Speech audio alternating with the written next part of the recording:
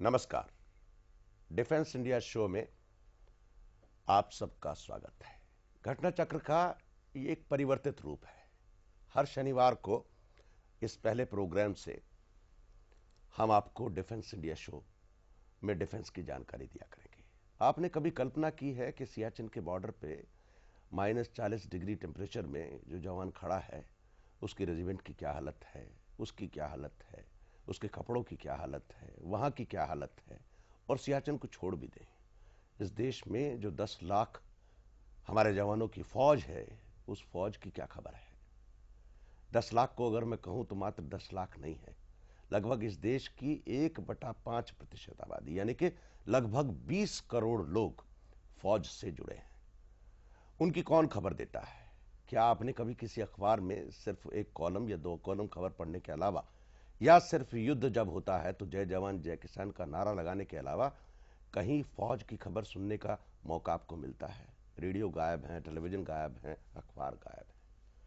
हमने वक्त की ज़रूरत को समझा है और अपनी सेना को सलाम करते हुए, उस जवान को सलाम करते हुए जो सियाचिन पे पहरा दे रहा है, हमारी देश की रक्षा में जुटा हुआ है, उसकी खबर हम हर हफ्ते हर शनिवार को इसी घटना चक्र के कार्यक्रम में आप तक पहुंचाएंगे। उसकी खुशी की खबर, उसकी गम की खबर, उसकी फौज की खबर, उसके हथियार की खबर, उसके देश की खबर, उसके विदेश की खबर, सब आप तक आएगी। और कोशिश करेंगे आप इस प्रोग्राम का हिस्सा बने। ये ओपन एंडेड प्रोग्राम है, बिल्कुल खुली किताब की तरह से है, और ये आपका प्रोग्राम है। आप हमको सुझाव भी देंगे, मैं अपना ईमेल भी बताऊंगा, पता भी बताऊंगा, आप लिखिए हमको ये प्रोग्राम किस तरह होना चाहिए, इसमें किस तरह की खबरें आनी चाहिए और किस तरह की फुटेज आनी चाहिए। ये आपका विचार है और आपका स्वागत है इस प्रोग्राम में। लेकिन आज इस पहले कार्यक्रम में जो हम कार्यक्रम में बातचीत करने जा रहे हैं, वो हम बातचीत करने जा रहे हैं 6th एशियन सिक्योरिटी कॉन्फ्रेंस के बारे में, जो कि आईडीएस से Indian defence studies and analysis ने ऑर्गेनाइज की, संगठित की, और इस पूरी दुनिया के लगभग 500 बड़े लोग जो कि इस देश की और दुनिया की सिक्योरिटी के बारे में चिंतित हैं, देशों के बारे में चिंतित हैं, वो यहाँ इकट्ठा हुए और उन्होंने शिरकत की। और शिरकत की किसके बारे में? शिरकत की यूनाइटेड नेशंस के बारे में। United Nations, multilateralism and international security, इसके बारे में चिंता की। आज इस डिफेंस इंडिया शो का विषय भी यही है कि यूनाइटेड नेशन, संयुक्त राष्ट्र संघ, मल्टीलेटरलिज्म, बहुआयामवाद और अंतर्राष्ट्रीय सिक्योरिटी, क्या मतलब है इसका? यूनाइटेड नेशंस जिसपे पूरी दुनिया के लगभग 170 देश निगाह लगा करके, टकटकी लगा करके देखते हैं, और जब वो खामोश हो जाता है किसी देश की मदद करने के लिए तो कई सवाल खड़े होते हैं। सुरक्षा का सवाल खड़ा होता है, उनकी यूनाइटेड नेशंस की अस्मिता का सवाल खड़ा होता है, और ये दुनिया यूनिपोलर वर्ल्ड में बदल रही है या नहीं बदल रही है, ये सवाल खड़ा होता है। ये सब सवालों पर बातचीत करेंगे। बातचीत में हमारे साथ मेहमान हैं, मैं आपका परिचय करा दूं। हमारे बीच में रैंडी राइडल हैं, जो कि संयुक्त राष्ट्र संघ के प्रतिनिधि हैं, पॉलिटिकल अफेयर कमेटी के। राइडल साहब, आपका स्वागत है। You are most welcome in this country and in this programme and in our television show also. और हमारे बीच में न्यूक्लियर साइंस के बहुत बड़े विद्वान, आईडीएसए के डायरेक्टर के संथानम साहब हैं, जिनका दुनिया में नाम है। संथानम साहब, आपका भी स्वागत है हमारे इस कार्यक्रम में। और रक्षा मामलों के बहुत बेहतरीन जानकार हमारे बीच में हैं, doctor V S Malik, lieutenant general, सेवानिवृत्त। डॉक्टर मलिक, आपका भी स्वागत है हमारे इस कार्यक्रम में। So let us talk with you, director साहब, संथानम साहब। You just brief us particularly the necessity and of this conference, particularly the 6th Asian Security Conference, why it was required and why you had that kind of the subject, and who participated in this conference to make it success. Thank you, Anil, and I wish the best of luck for this new effort in television casting. It is timely as the subject of my conference. Thank you. And I hope it enables the armed forces as well as lay Indian public, even opinion makers, to bestow a little more thought on the various dimensions of national security. This was the 6th Asian Security Conference, and the first one started in 1999. For each year, this Asian Security Conference, we choose a different theme. This time we chose it to be slightly larger than Asia, but still part of Asia in the sense what UN does affects Asia, and what UN doesn't do also affects Asia. So you can take, for instance, West Asia, where you had a certain military action, call it occupation or invasion. That's why we chose this, and then the the cast of characters who can contribute to the effectiveness of the conference and enhancing our understanding. We had participants from, well, 32 countries. It was 33, but 32 countries for certain. And we had about 59 foreign scholars. I would like to point out that this is a conference which had scholars of international affairs, scholars of international security, as well as practitioners. To that extent, it was something between track 1 and track 2. For instance, Randy is a serving officer in the UN at New York. Similarly, we had other persons. So in a sense, it was between track 1 and 2, call it track 1.5 if you wish. The other thing that's important is that by bringing scholars and practitioners together, your discussions can be a little more effective in terms of posing the problems and then trying to find out what could be the pragmatic solutions, so on and so forth. It was spread over 3 days, and all I can say is that the cast of persons who were commissioned to write the papers were all outstanding. The papers were all available early, and the floor discussions were very lively. Can you put us some names? Who are the big names or the people who are concerned with the Asian security came and attended and participated in that? I think the keynote address for the conference was given by the UN Deputy Secretary General. I mean, that's as high as you can go. It would have been lovely to have Kofi Annan, but he has a number of things to do right now, and you cannot have both of them out of headquarters at the same time. Of course, we have Randy Riddle also from there. We had Carl Inderfurth, who was Assistant Secretary of State, handling South Asia, South Asian affairs, and now currently he is a professor in Washington. We had Deputy Minister Fedotov coming in from Russia. We had Zhang Li coming in from China. So we really had and from the Indian side, we had former Foreign Secretary Dixit himself given up on the papers. And when it was international law and diplomacy, there was a professor from JNU who is well recognized. So in almost all the sessions were structured in the following manner. The first one was that we will discuss how the session went on. Let us talk to Rydyll sir. Rydyll sir, you tell us how's this conference, what is your impact about this conference? What has been the focus which you have gathered, it has delivered, this conference has delivered to you? Well, I want to first thank you very much for having me on this program and congratulate you for picking this subject. It's a terrific one. And I was very, very pleased to receive an invitation to attend this conference for a number of reasons. I salute IDSA. I've had a great deal of respect for the Institute for Defense Studies and Analyses for many years, reading their professional publications. And when I heard that they were doing this conference, I was delighted. When I heard that they were doing it specifically on the United Nations and on multilateralism and international security, I was even more pleased. And then I was ecstatic when I learned that I was to be invited to come to this. So it was a great pleasure for me. It's useful for me because I get an opportunity to meet some colleagues who work on similar problems that I work on in the United Nations, but from a different perspective, whether they be from universities or they be practitioners in India or in many other countries. And so for this reason, one of the great benefits that I gained was a large stack of business cards from the colleagues that I met at this conference. And I think that is one of the finest achievements that you can get from a professional conference like this. It's not just the publication of a big book afterwards, it's the human element of the development of a community of arms control and disarmament interests. So that for me was the great benefit of it. I was privileged to be able to speak at the conference, and I hope that my contribution was useful as well. So. General Malik, हम लोग एक छोटे से break की ओर चलेंगे, फिर हम आपसे तफसील से पूछेंगे कि आपकी क्या राय है इस कॉन्फ्रेंस के बारे में। छोटे से ब्रेक की ओर चलते हैं, ब्रेक के बाद लौट कर के आएंगे और छठी एशियन कॉन्फ्रेंस सिक्योरिटी के बारे में जो हुई दिल्ली में, उसमें क्या निकल करके आया और यूनाइटेड नेशंस की भूमिका क्या होनी चाहिए इस पूरी दुनिया में, इस पर बात करेंगे छोटे से ब्रेक के बाद।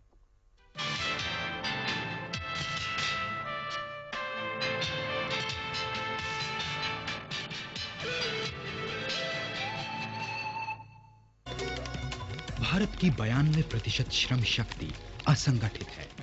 खेत, खदान, निर्माण जैसे क्षेत्रों में काम कर रहे हमारे ये देशवासी अशिक्षित या अर्धशिक्षित हैं। इन मेहनतकश देशवासियों की समस्याओं को उजागर करने के लिए आपका जैन टीवी प्रस्तुत कर रहा है एक अनूठा प्रोग्राम, मजदूर की आवाज। मजदूरों के लिए, मजदूरों के द्वारा, मजदूरों का ही प्रोग्राम।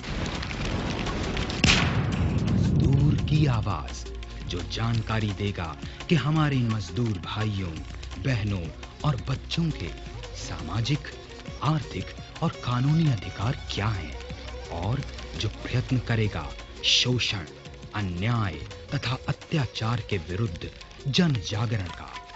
हर रविवार शाम 6:30 बजे केवल जैन टीवी पर देखना न भूलें। ये है कुर्सी पावर की। ये पावर है मीडिया की, यश की, इज्जत की, इन्फ्लुएंस की, और ये कुर्सी हो सकती है आपकी। हमें आवश्यकता है स्थानीय संवाददाताओं, उद्घोषकों, पत्रकारों एवं वितरकों की। संपर्क करें Jain news network, Scindia villa, Sarojini Nagar, ring road, New Delhi 110023।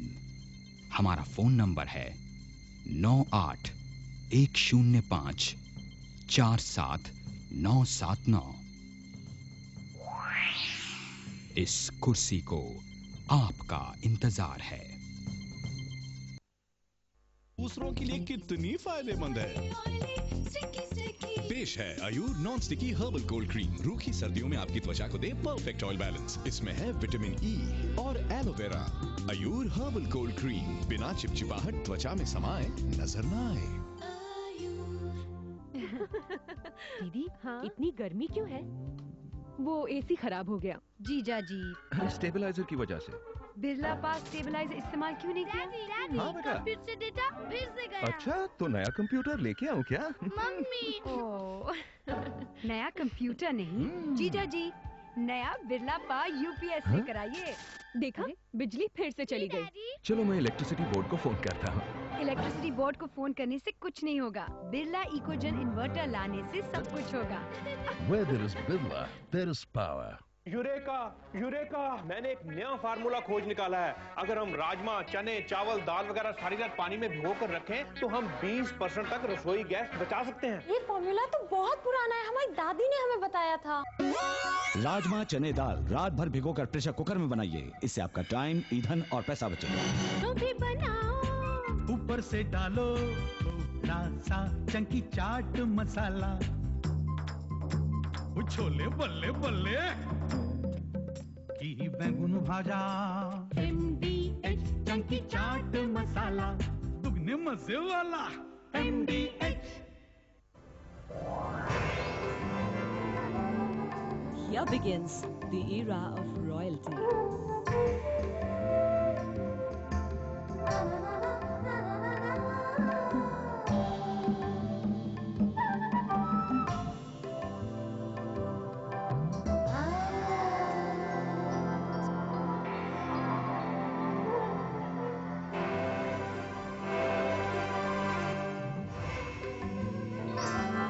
For designer clothing, of course. PP Design Estate from the house of PP Jewelers.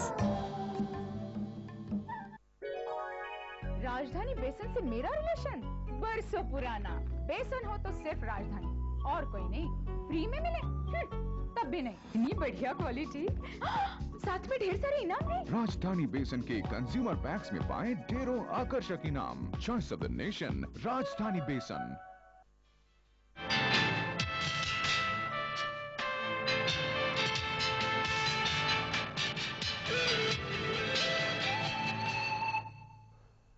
घटना चक्र में आप सबका एक बार फिर से स्वागत है। घटना चक्र का ये डिफेंस इंडिया शो है जिसमें हम बातचीत कर रहे हैं यूनाइटेड नेशंस, मल्टीलेटरलिज्म और इंटरनेशनल सिक्योरिटी के बारे में।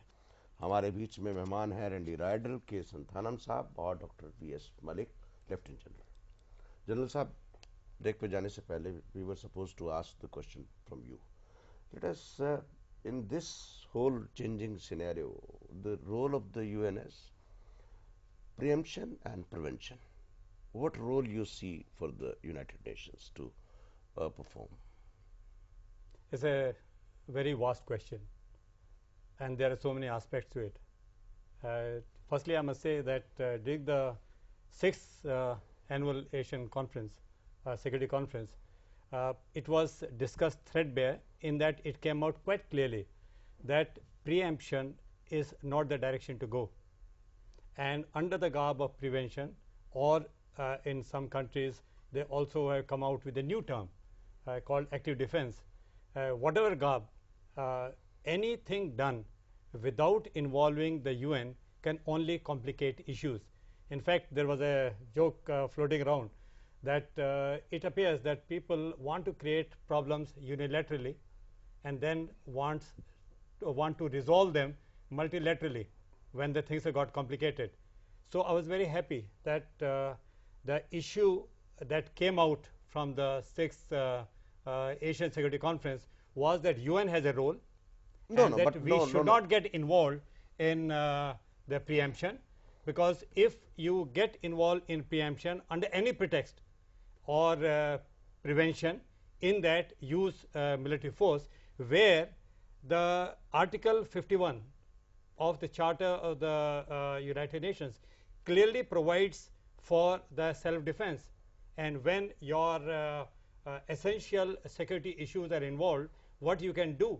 But under that pretext, you take it forward and go to the extent of attacking a sovereign country.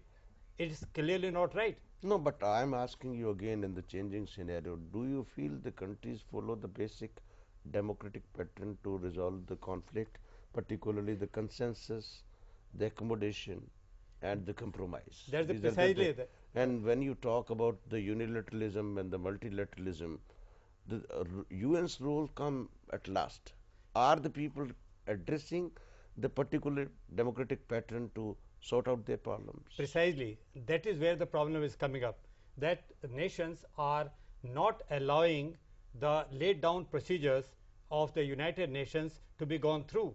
There is no agreement, and force is being used unilaterally, and that is where the problems get created. And presently, the way things have gone on in Iraq, one thing is coming out very clearly, that unless you get the United Nations involved to resolve a problem, and what happens after the force has been used, it cannot be done by any single nation. Unfortunately, some nations have that idea that by taking preemptive action, they are going to resolve the problem. It does not get resolved, it gets more complicated. United Nations definitely has a role, and without United Nations, neither can you resolve a conflict, nor can you resolve the problems which arise out of the conflict. So no, but in this particularly, do you think that when we are talking about United Nations multilateralism and international security, we have a multilateral system at present, or we are addressing the problems? If you are hinting that the way things have happened in Iraq, that this particular track has been taken, but I would like to look at the things rather optimistically, in that having unilaterally taken a decision and not having taken the UN into confidence, and thereafter the problems that have got created, they are clearly showing the way that the world has come at a stage where unless you get the nations involved, you have more problems than solutions. Right, sir.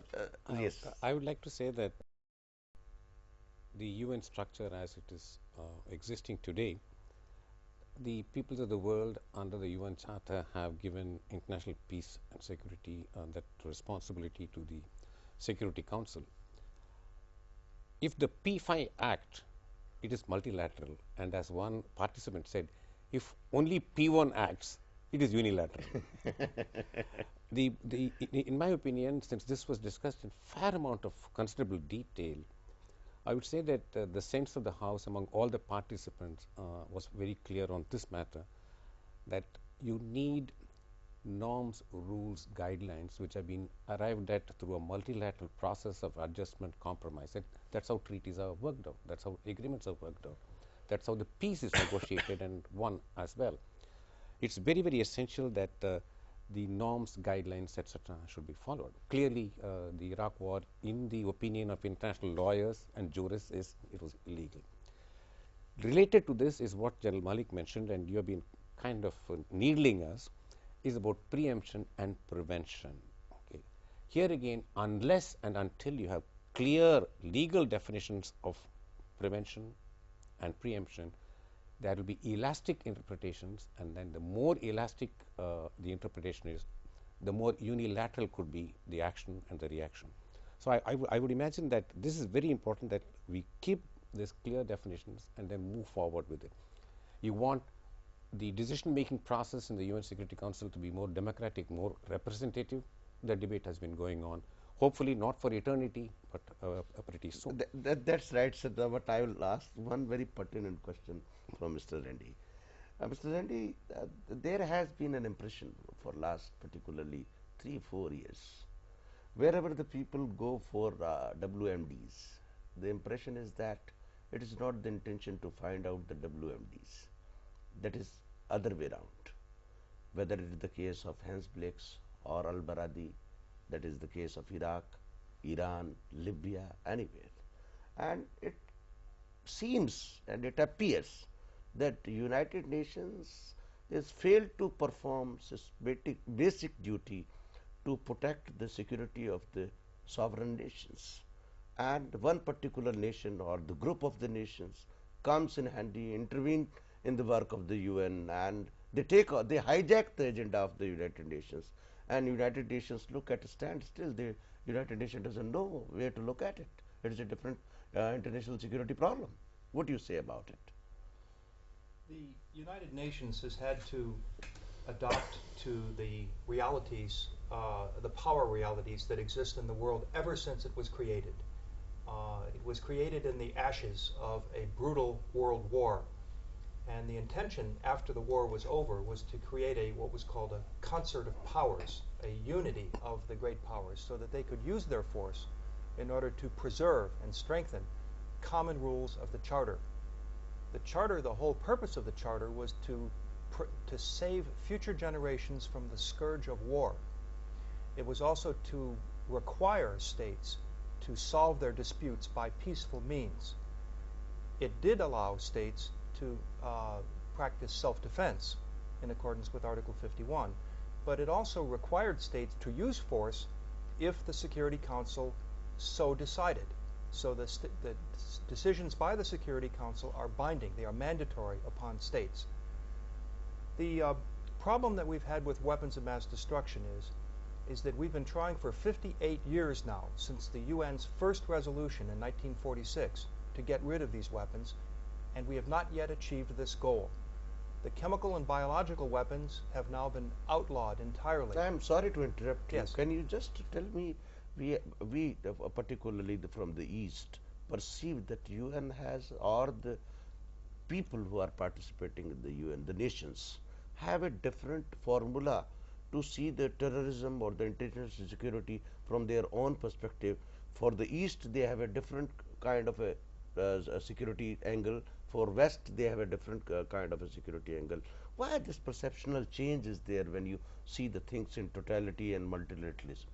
Well, I think perhaps the best clue to the answer to your very good question is the double nature of the nature of the United Nations. On the one hand, the first few words of the United Nations Charter are "we the peoples of the United Nations," which refers to all of humanity.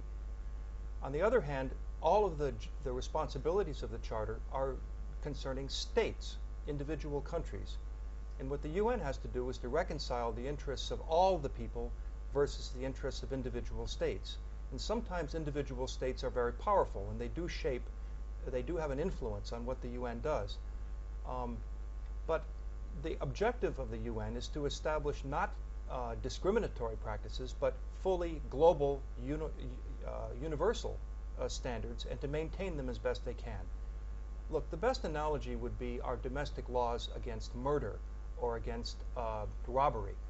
These are violated often, and yet we still like to keep these laws because they mean something. They refer to principles and standards that all people should want to hold.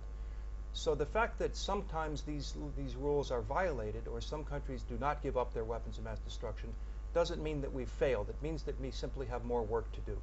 No, but General Malik, there is a perception, particularly. I would like also Randy to answer, but I won't.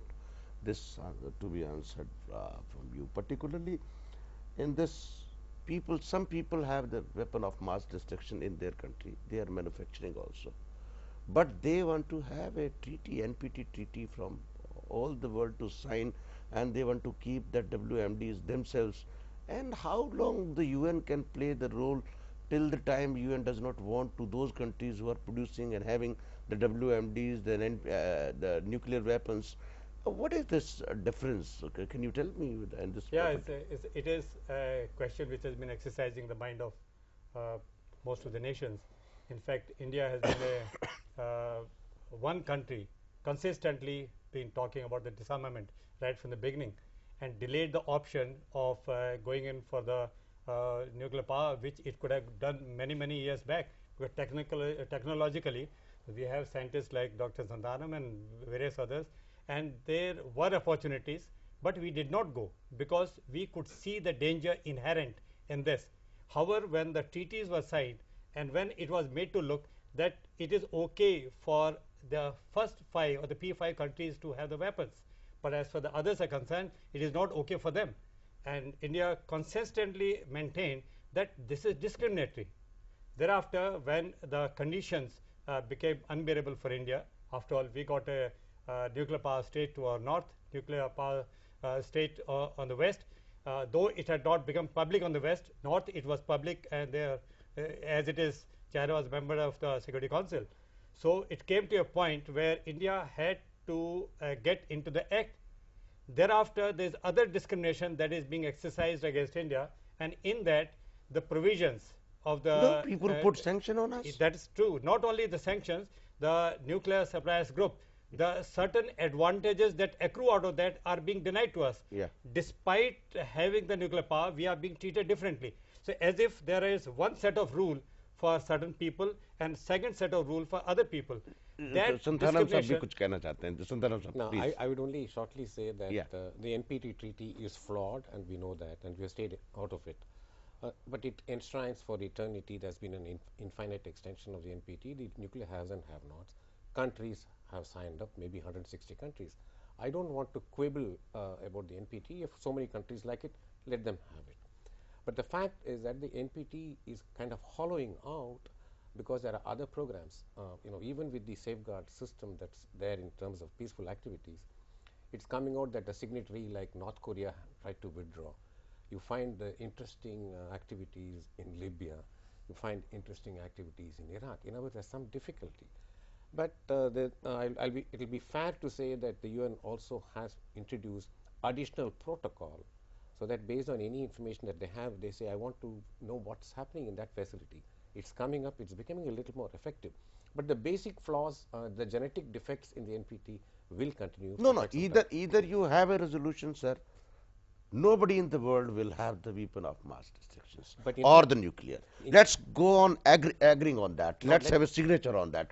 Otherwise, nobody should have the right to teach and preach for others after having the WMDs and the nuclear armaments. In Anil, there was a gentle hint during the conference that a new legal framework is needed with respect to weapons of mass destruction, specifically nuclear, but it's going to take some time to hammer out, because you need a lot of legal and other pundits to get together and hammer it out. Randy sir, I will come to you, but before I will go, you answer my question. I'll go for a small break. हम लोग छोटे से break के बाद लौट करके आएंगे और चर्चा को जारी रखेंगे. संयुक्त राष्ट्र की भूमिका, अंतर्राष्ट्रीय सिक्योरिटी और बहुराष्ट्रवाद. छोटे से ब्रेक के बाद।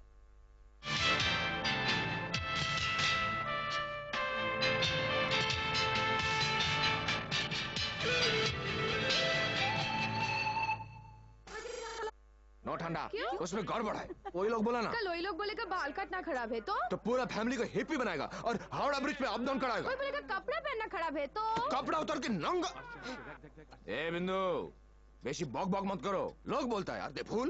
ए जे माथा यूज करो, माथा 100 साल पुराना कंपनी है, 200 कंट्री में लोग ठंडा पीता है और दे फूल। अरे बाबा, लेबोरेटरी में टेस्ट हुआ है, test. You return India England सबका लेबोरेटरी में टेस्ट हुआ है, बोला है ओके है, फिट है। फिर हाँ, फिर हमको टेस्ट करेगा।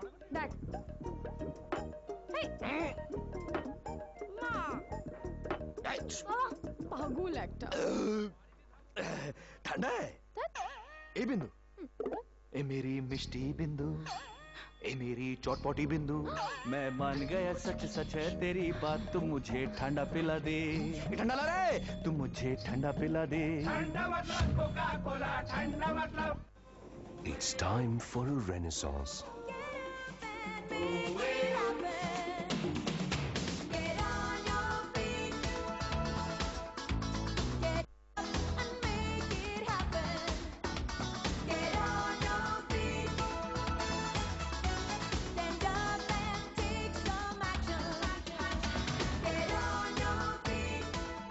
The Renaissance Goa Resort. It's time for a renaissance. की सुगंध जहाँ जहाँ जाए, शुभ लक्ष्मी वहाँ खुशियों के आए।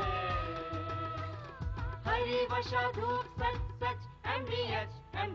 कमाल हो गया। यूरेका, मैंने एक नया फार्मूला खोज निकाला है। अगर हम राजमा, चने, चावल, दाल वगैरह सारी रात पानी में भिगोकर रखें तो हम 20% तक रसोई गैस बचा सकते हैं। चुप, मैं PhD कर रहा हूँ और आप हंस रही हैं। लेकिन ये फॉर्मूला तो बहुत पुराना है, हमारी दादी ने हमें बताया था। मेरी दादी ने मुझे बताया ही नहीं, इसका मतलब उसे साइंस नहीं आती थी। साइंस तो आपको भी नहीं आती। राजमा चने दाल रात भर भिगोकर प्रेशर कुकर में बनाइए, इससे आपका टाइम, ईंधन और पैसा बचेगा।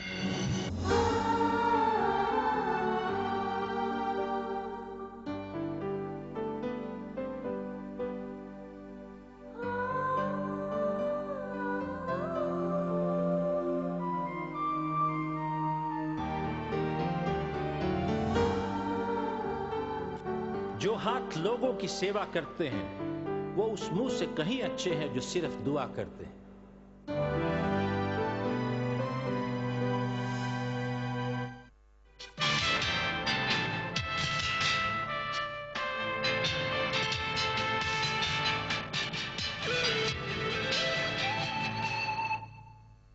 घटना चक्र डिफेंस इंडिया शो में आप सबका एक बार फिर से स्वागत है।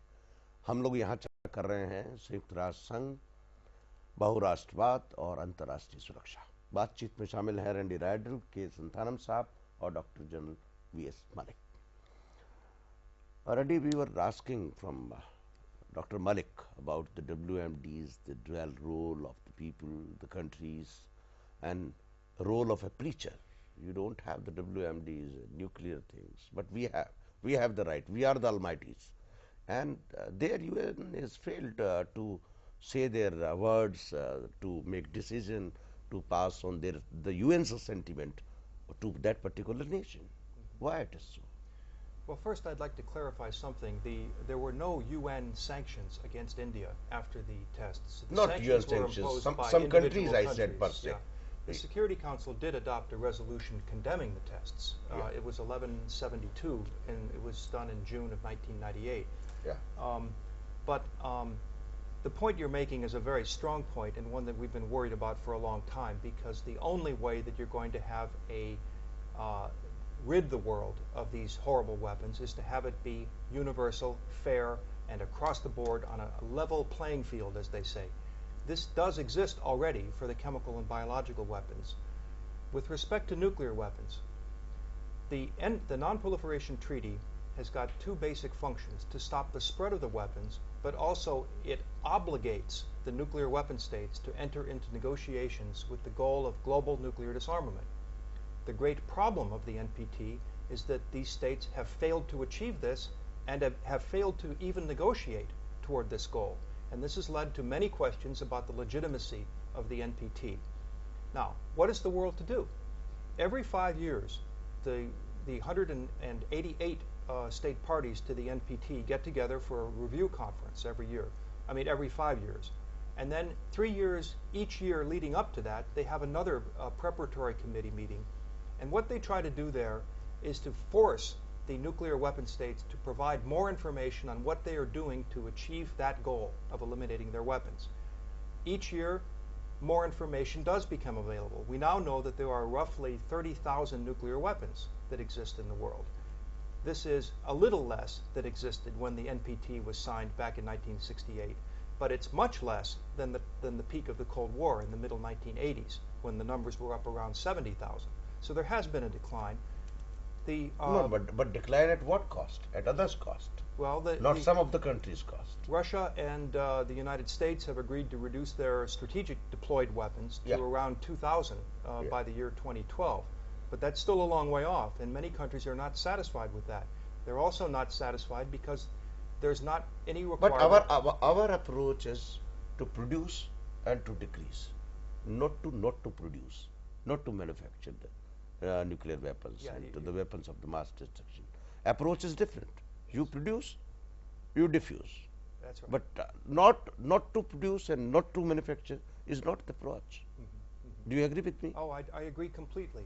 The objective is not simply to put a cap on the stockpiles of nuclear weapons, but to destroy them, to take them apart, to break up the fissile materials so that they cannot be used in weapons. This is the objective, and this is the result that the world needs to judge in terms of whether the world is succeeding or not in achieving disarmament. That is what disarmament means. So, Mr. Dhanam, I have a related that debate will go long. I have many questions too regarding the thing. I have one very pertinent question regarding this conference, particularly in the terrorism era of the terrorism. What we have observed in India also, in neighboring countries also, and the whole world, if you see, the lack of coordination by passing the activities of the terrorist organizations, terrorists, and there is no unified agency allowing each other's MI information or the civil information, and every country is crying about the terrorism and the terrorists. Why is it so? You have the conference, you disperse without any conclusion, but you are not ready to share the information. Why it is so? No, I would say that after the apocalyptic or apoplectic 9/11 sad episodes, there is higher awareness, and there's certainly a lot more sharing of information than in the previous year. Let's begin. I mean, half full, half empty. Yeah.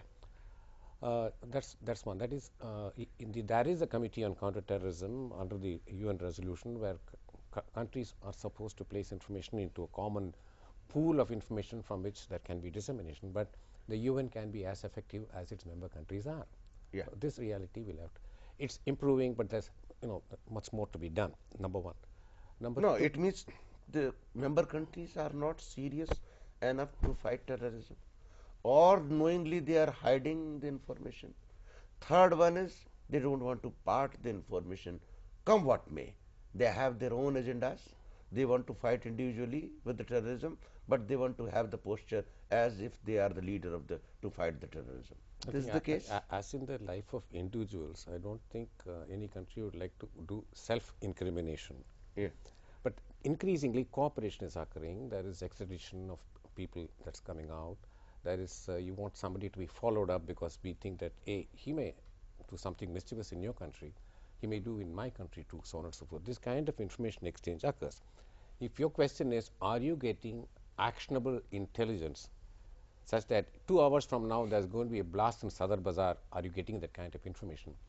I would say that this is more likely to be available in bilateral exchanges between two governments rather than through the UN. The UN is a huge organization. Information processing, dissemination, translation is likely to take a lot of time. But one clear message came in the conference, and I think it's also understood by leaders of the world. Terrorism, the war against terrorism, cannot be fought by one country at all, period. Okay. No, this conference talked about this pooling of the information and sharing the definitely. Yes, they did. See, when you create databases, and many countries have databases, if you exchange even information of occurrences, individuals or organizations, that itself is good enough for other countries. Each country may have its own profiling based upon its own intelligence or special privileged information, which they will not like to share with others, because that could be a compromise of source of information. But there again, there are ways of sanitizing and doing it. So I would say that the information sharing in the fight against terrorism occurs at various levels. One is certainly at the larger UN level, and there's the regional level, like the ASEAN Forum has done. I hope SAARC has something similar, and then there is bilateral. India has a large number of joint working groups on terrorism. SAARC is very poor as far as I know, because I know a little bit about SAARC. We are You're very but every journey starts with the first step, okay, or first half a step. So this is occurring, and the need for more information and more access to databases was stressed in the conference, and there was unanimity. There was no debate on that. Dr. Malik, you want to say about yes, pooling the information? If it happens, the pooling genuinely and sincerely, the member countries want to fight the terrorism and sincerely pool their resources, what you foresee the outcome can be? Okay, there was talking of the Asian Security Conference. There was one particular session which was totally devoted to international cooperation in tracking terrorism. Organized crime. Organized crime was part of drugs. it. And drugs. And some very interesting papers were presented. In fact, what comes to my mind is one from Dr. Rohan Gunaratne. From Singapore. Institute of Defense Studies and Strategic Studies from Singapore. And another paper presented by a representative from Australia, McFarlane. John McFarlane. And these two stand out in my memory immediately. They gave some very practical suggestions, and suggestions were in three parts. One is, of course, there has to be certain rules and legislations and resolutions at the UN level. Then they also talked at the regional level. Unless there is cooperation at the regional level, and what you are just now pointing to, sharing of information, and also some kind of uniformity is laws, so that terrorist does not run away from one country to another. And also we cooperate in tracking the incidents, how they have happened and where they are likely to happen. There will be a problem. And third was internally. We cannot put the blame entirely on the region or the international system. Let us look inwards. What is the system of governance in our country? What are the rules on the small arms proliferation? How easily are they available? What is the follow-up of organized crime in our own country? What is the level of conviction? And you will then come to the conclusion that all the countries have to put their house in order, at the same time cooperate regionally, and as far as the United Nations is concerned, they have to give the direction so that no country is able to hide behind the garb of sovereignty or interference or any such thing, and which I think is happening. And I was very enthused to listen to some of the papers, and there was unanimity of views as far as that part was concerned. Malik साहब, हम लोग चलेंगे एक छोटे से break की ओर. I would like Mr. Randy to answer this question. Terrorism and nuclear materials, you must link it up. No, that we would like, but there is a shortage of time. Okay. But I have one very important question कि हम लोग पूरा विश्व जो है, the total disarmament concept of the UN, if it is come and discussed by the member countries and agreed upon, how the world will be beautiful and what will be its impact. We will come back. हम लोग आएंगे छोटे से break के बाद, लौट करके घटना चक्र के डिफेंस इंडिया शो में छोटे से ब्रेक के बाद.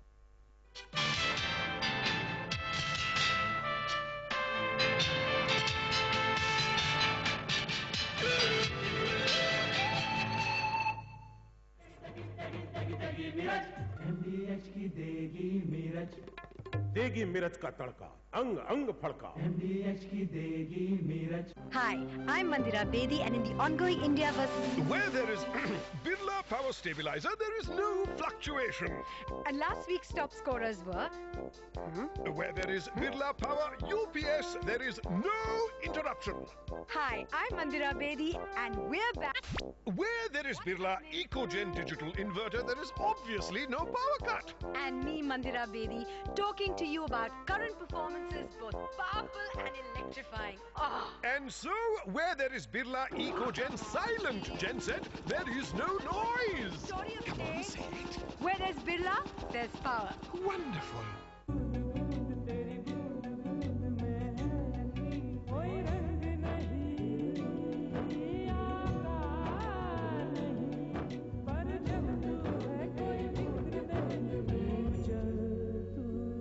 कोका-कोला कंपनी का किनले ड्रिंकिंग वाटर, बूंद बूंद में विश्वास।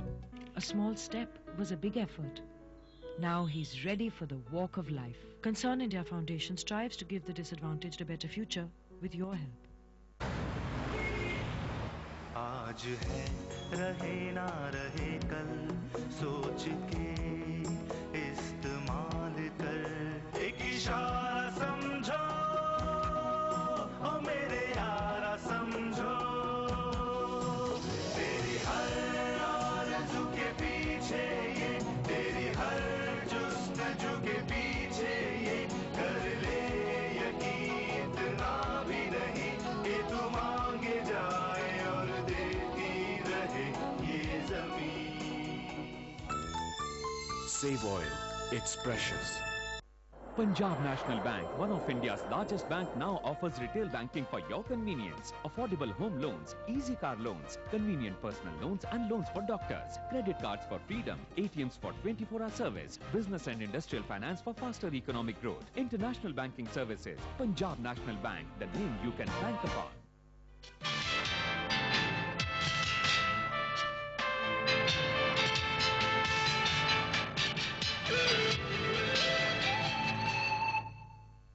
घटना चक्र डिफेंस इंडिया शो में आप सबका एक बार फिर से स्वागत है।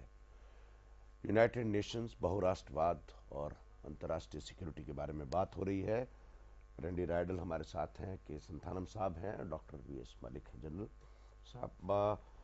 Randy sir, before going to on the break we were talking about the question of the pooling of the information, sharing the information. Can you tell us briefly and firstly, because as if we are running short of time, how the UN can be instrumental in putting the countries together and making a little bit more assertive in that effort to share the information about the terrorists? The United Nations has many different activities underway in this field. Dr. Santhanam has told us that the Counterterrorism Committee was set up under the Security Council. What they do is they encourage the other member states to report annually on the concrete practical measures that they have taken to implement counterterrorism laws. And this covers export controls, it covers domestic police actions, it covers information sharing and many other, these are requirements, these are not optional. The states have to report this information, and it's gathered by the Secretariat, and it's made available, incidentally, on the web. So people, this is not secret information, this is material that is available. So it exposes countries that are not cooperating by those that are not submitting their required reports. We have a small analytic branch in Vienna called the Terrorism Prevention Branch. It's part of an office called Office of Drugs, which deals with doing analysis of terrorism patterns internationally. There is also a dozen multilateral treaties dealing with terrorism. They deal with financing of terrorism, with the export of explosives, with the availability, with requirements for information sharing, and many, many other assets. The UN is involved here in trying to simply encourage countries to sign these treaties and make these treaties, put them into their domestic laws. So we have all this work, data gathering and norm building, and this is essentially what the UN is doing. It's largely up to the member states to do the implementing, the hard work, of enforcing and implementing these domestically, because largely these are police actions. Let's come to the one very important question about India, particularly the participation of the India in the United Security Council. How do you see that? How do I see it? It's impossible to predict. Everybody on the current Security Council, and all members of the General Assembly agree that Security Council reform is long overdue. The Secretary General has himself indicated many times that Security Council reform is overdue. He's called for it repeatedly. The Russian participant and the Chinese participant at the conference that we attended indicated that it would probably be an incremental, gradual process that will take some time. It has been a long time. It's been 58 years since this, 59 years actually, since this Security Council was composed. And it does bear a rather obsolete reference to countries after the World War II. So it does indeed. Mr. Santhanam, can you just briefly guide us about the Indian Security Council position? Just briefly. I think that the Security Council as of now reflects the power equation which prevailed in 1945, and therefore it is archaic, it's obsolete. The demand has been there.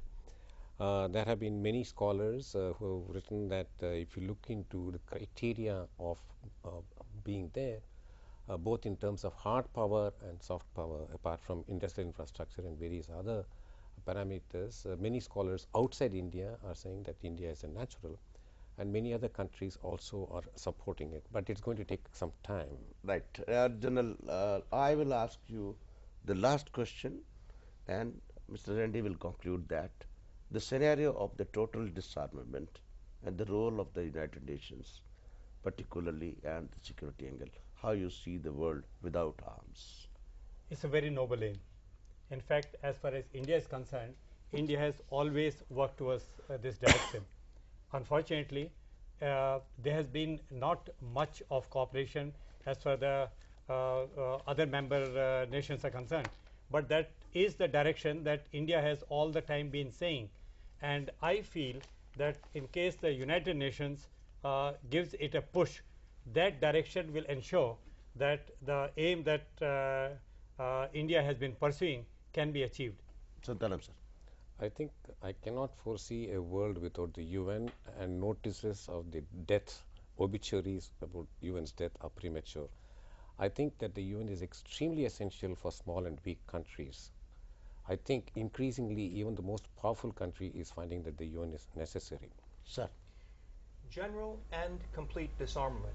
These are the key terms that have been orienting the United Nations and actually its predecessor, the League of Nations. It's important to underscore that this does not mean the elimination of every weapon. It means the elimination of every weapon of mass destruction.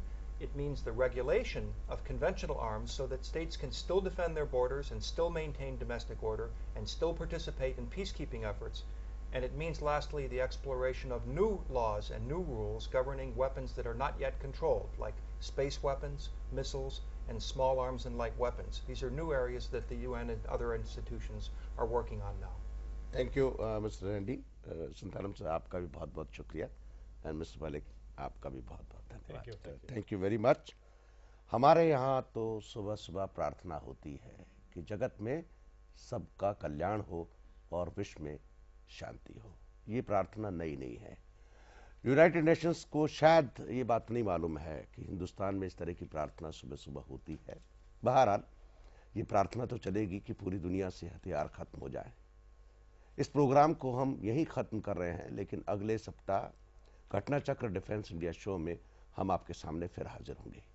मैं दोबारा दोहरा रहा हूं, हमारा email है ghatna@jantv.com. आप हमको email करें और हम अगली बार डिफेंस इंडिया एक्सपो जो कि प्रगति मैदान में होने जा रही है 4 तारीख से, उसकी पूरी खबर लेकर के आपके सामने हाजिर होंगे कि किस तरह के हथियार, हालांकि हमने अभी विश्व निरस्त्रीकरण की बात की है, लेकिन फिर भी दुनिया है, हथियार होंगे वहाँ, किस तरह के हथियार पूरे दुनिया में उपलब्ध हैं और किस तरह की तैयारी चल रही है. आपके सुझावों का इस प्रोग्राम के बारे में और डिफेंस इंडिया शो के बारे में स्वागत है. हम सोमवार को मिलेंगे नए मेहमानों के साथ, नए विषय के साथ. तब तक के लिए धन्यवाद. नमस्कार. खुदाफिज.